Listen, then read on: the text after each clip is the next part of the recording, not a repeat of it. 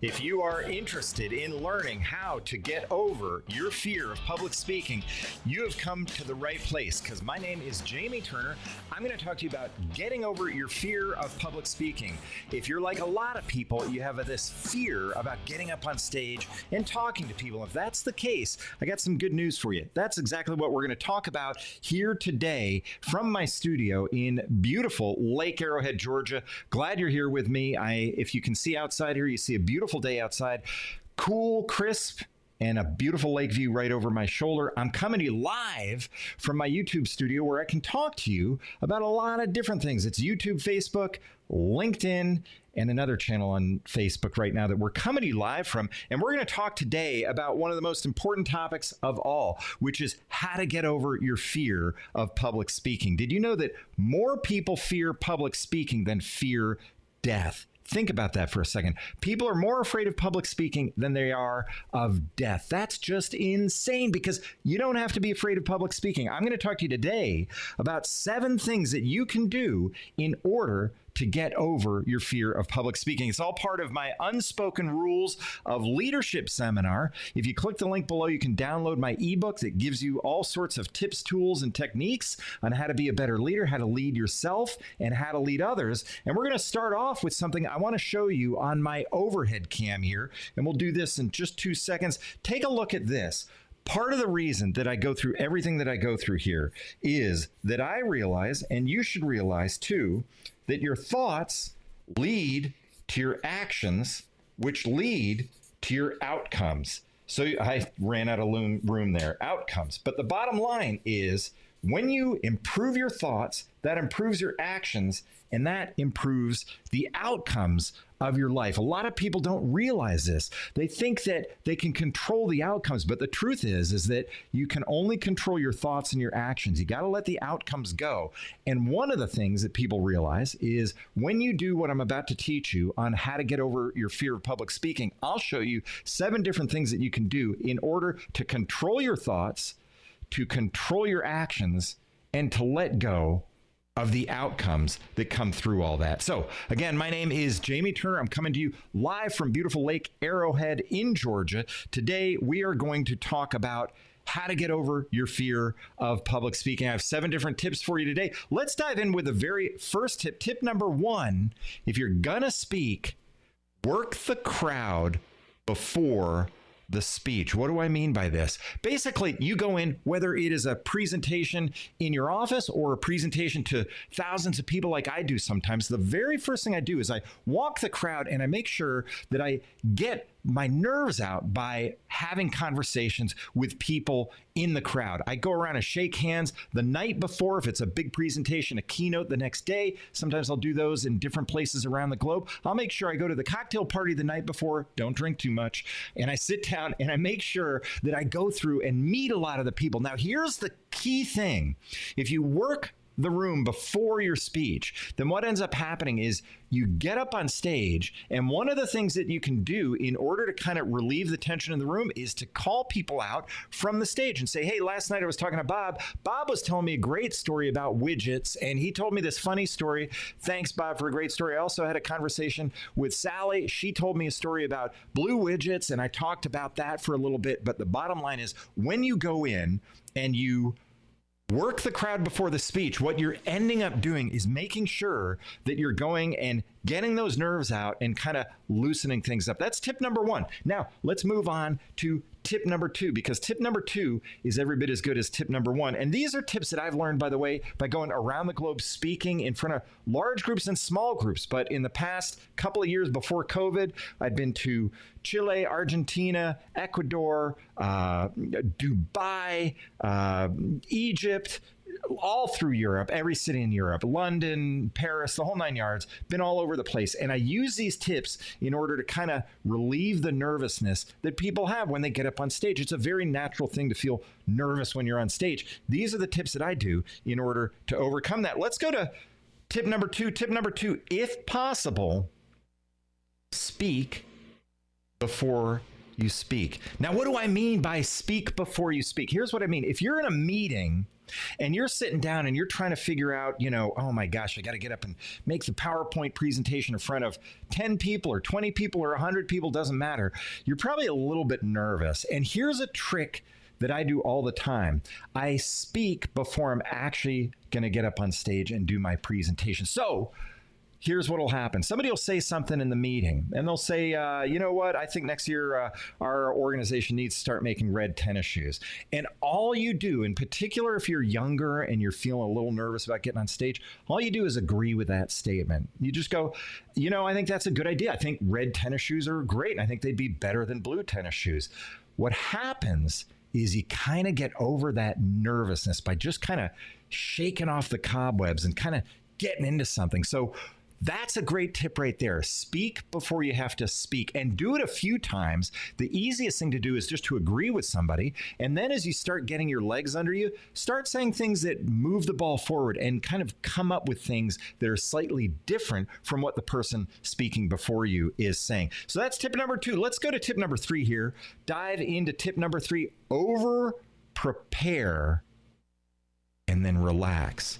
What do I mean by that? Here's what I mean.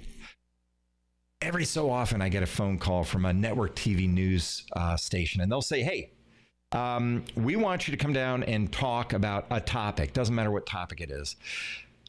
What happens is I've got about 2 or 3 hours to prepare for that topic. Now, I'm not always an expert on that topic, but they're going to put me up and say, here's Jamie Turner. We're going to talk to Jamie about this. And the interviewer on TV is going to say, hey, Jamie, tell us about this topic. So I go home, I do my homework. I come up with all the facts that I need to know. Here's the trick, though. I write out 20 questions that they might ask me.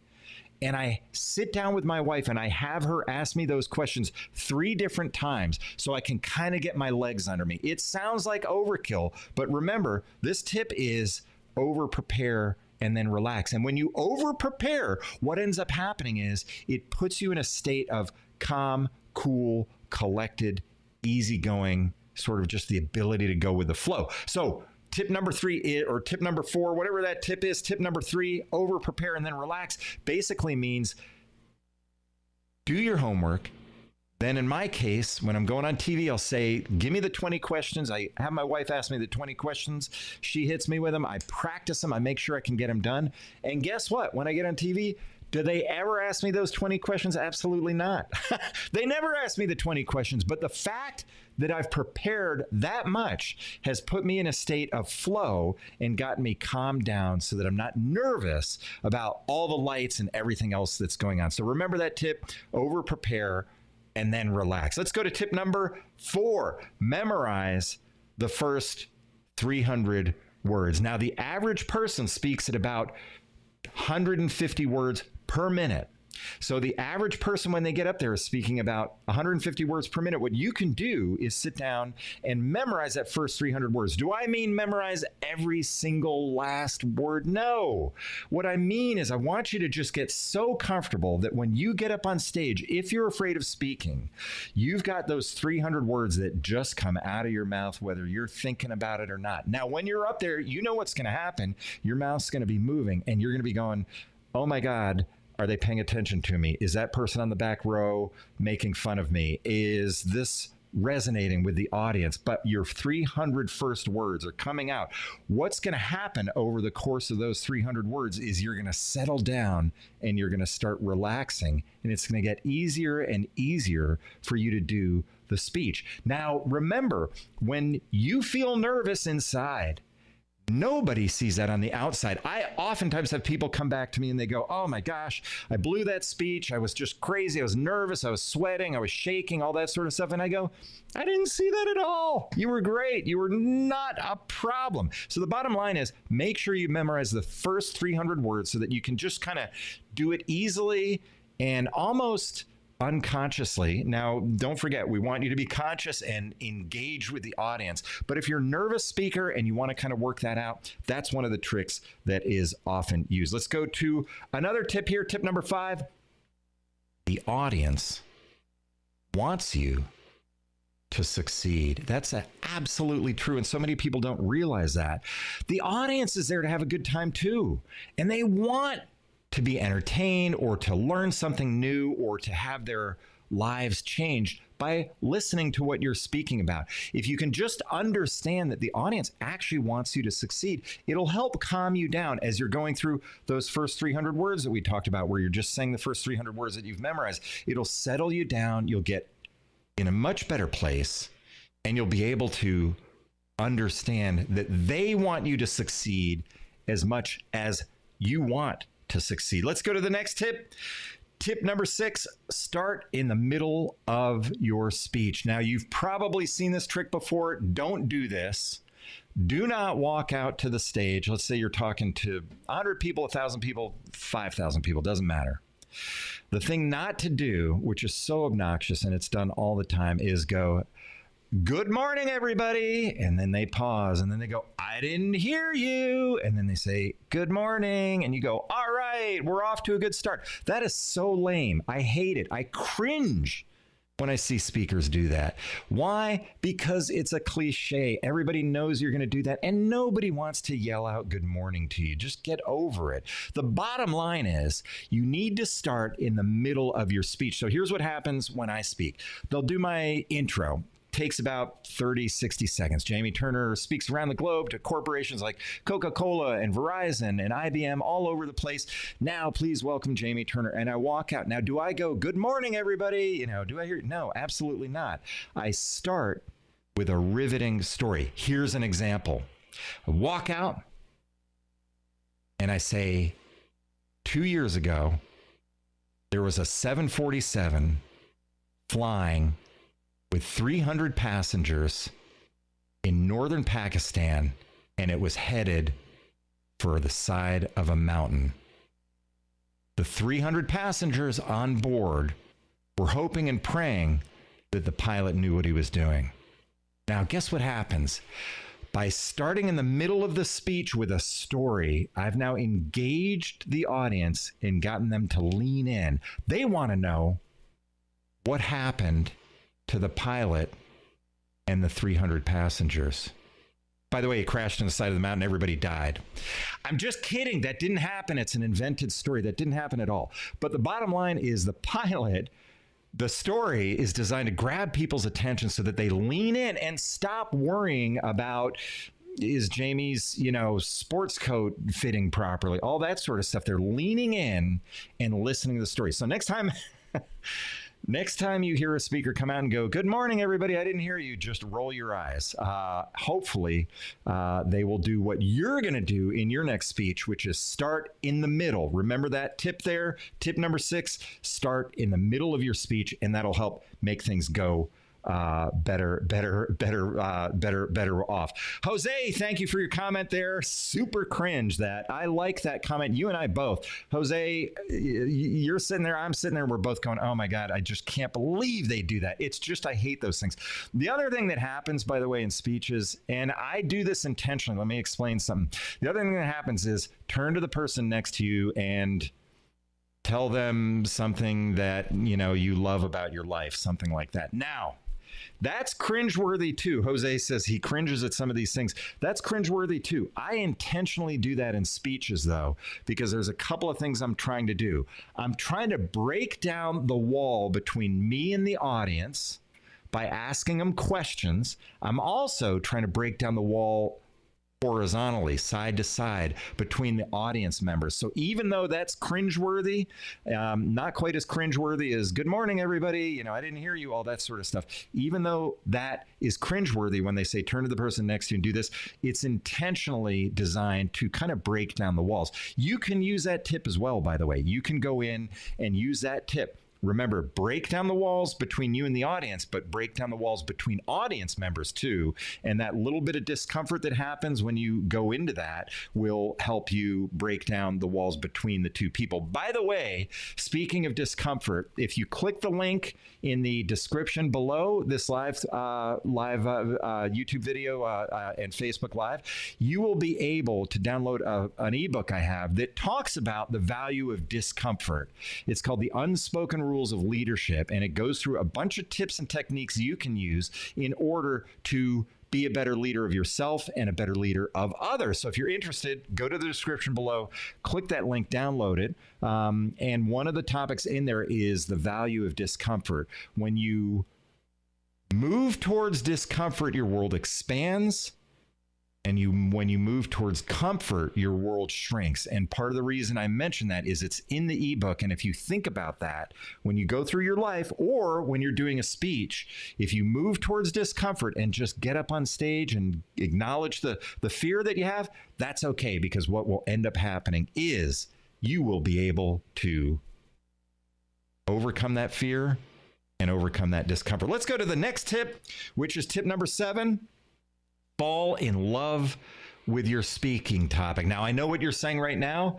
Barbara is saying right now, fall in love with my speaking topic in the comments section.